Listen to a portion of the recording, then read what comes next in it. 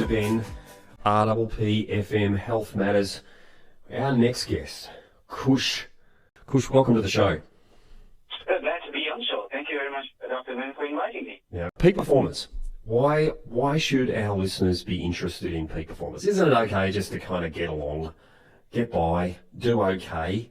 Why should we be seeking out peak performance in our life? There's a lot of potential all of us actually have, but there's a big difference between having potential and actually realizing that potential.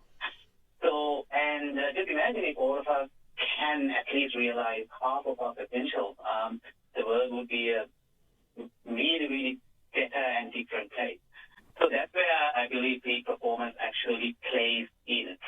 And peak performance is pretty much playing your best ability to your highest potential. And the key underlying factor here is to your ability and your potential, not Dr. Ben's potential, not Kushan Kahadugoda's potential or anyone else's. It's the person who's applying it.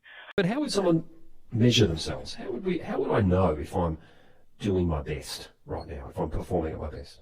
The concept of lead and lag measures actually come in. Mm-hmm. And sometimes we are all fixated on the lag measure, which is, say, for example, you're trying to lose weight, and the focus is, okay, losing 10 kilos or hitting an optimal weight target, but that's the lag measure. But what often gets, overlooked is what are the lead indicators that would ensure us hitting that lag indicator of losing that weight. I know your book talks quite a bit about this and goes into this in some depth, but if we're wanting to achieve something, often it's not so much a skill or a technique that is the key, but it's how we turn up. It's the kind of character we bring. And one of the things I think, and your book talks about it beautifully, is about how do we have more energy and focus? How do we have the energy to do the thing and the focus, the clarity to pursue it? How do we do that? How do we keep energy and focus in our life? There are these three things that should come into play. One is the performance aspect itself, and the second one is energy and enthusiasm, and the third one is positive mental attitude. Mm-hmm. I believe when all these three things intersect, the intersection is the same as your peak.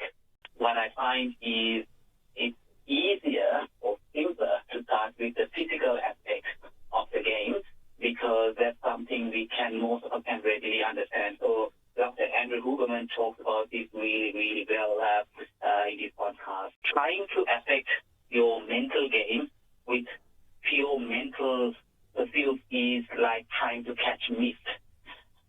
The more you try to catch it, the more it moves away. So if we just have a single goal-driven approach, when we achieve the goal, I think probably afterwards you just feel that emptiness, what's next, because, just the example you're talking about, then going to the moon and then coming back, I mean, that's one of the highest speeds anyone can achieve, right? Then after, then what? And I think this is where we need to, whenever we pursue a goal, in my opinion, we need to have a much higher purpose, a purpose that goes beyond the individual self. And the other one also is about the identity part of it. For example, if you identify yourself as an executive leader or a CEO, for example, what happens when you are not a CEO, when you are not in that position anymore? Most of the time, I think you will feel a bit lost because that's a part of your identity. So it's very important for us to also think about the identity part as well. I think I firmly believe it goes hand in hand with peak performance. That's very powerful, Kush. I think we can all fall into that trap of, you're at a dinner party and someone says, "Hi, what do you do?" Which is really, we interpret as, "Who are you?" And we go, "Oh, I'm a chiropractor. Oh, I'm a CFO. Oh, I'm a radio announcer. Oh, I own this. Oh, I'm the CEO of this." Well, that's not really who we are. It's one of the jobs we do. It's one of the missions that we have.